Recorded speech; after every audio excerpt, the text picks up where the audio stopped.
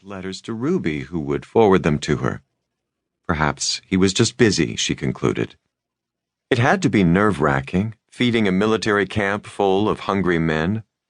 Helping in the restaurant, Charlotte was only beginning to appreciate the challenge of preparing mass quantities of food, especially when supplies were often unavailable and food was rationed. The store window displayed a decal showing 3 Canadian soldiers saluting. "Do your bit. Back us with your money," it read. "Buy Made in Canada goods." Behind the lettering was a Union Jack with a yellow maple leaf in the center. Charlotte put her thoughts aside as she pushed the door open. Inside, she found the needed items easily. In the dry goods section, where she'd gone to pick out a spool of thread, she was drawn to some ready-made baby clothes.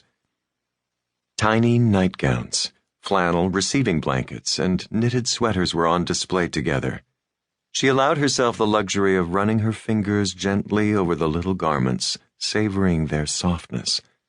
Then, with a deep sigh, she squeezed her eyes shut a moment, then moved quickly to the counter to pay for her items. No sense thinking about what was not to be.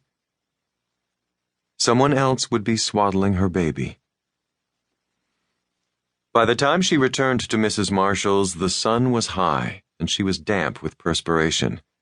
She laid the bag of items on the kitchen table and poured herself a tall glass of water, then sat down at the table to drink it. "Took you long enough." Mrs. Marshall stepped in from the dining room, carrying an armload of faded white curtains. "Drink your water, then get started on those front windows. I'm going to wash these, and when they're dry, you can take them down to the Red Cross. Soon as they're on the clothesline, I'm going to stitch up the new curtains. This place will be looking right spiffy when we reopen." Charlotte pulled the window cleaner out of the bag, gathered some rags from beneath the sink, and pushed her way through the curtain that separated the kitchen from the dining area. Trust Mrs. Marshall to pick the hottest day of the year to wash windows. At least the windows were still on the shady side of the building, for now. A knock at the kitchen door stopped her. She paused and held the curtain back to watch Mrs. Marshall open the door. A man in a clerical collar stood on the other side, hat in hand. "Reverend, I didn't expect to see you so soon," Mrs. Marshall said.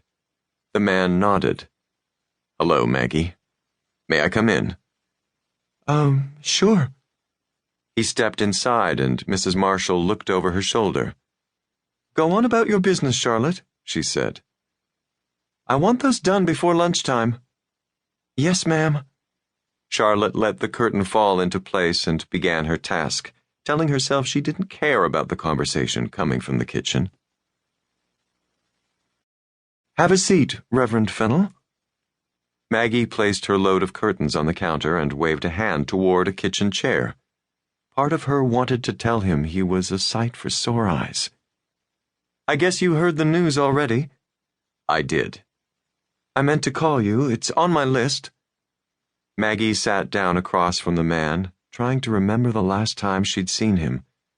His dark brown hair and eyes were just like she remembered from their teen years, but the spindly adolescent had matured into a well-built man. "Word travels fast. I thought I'd come by to see how you're doing and offer whatever support I can."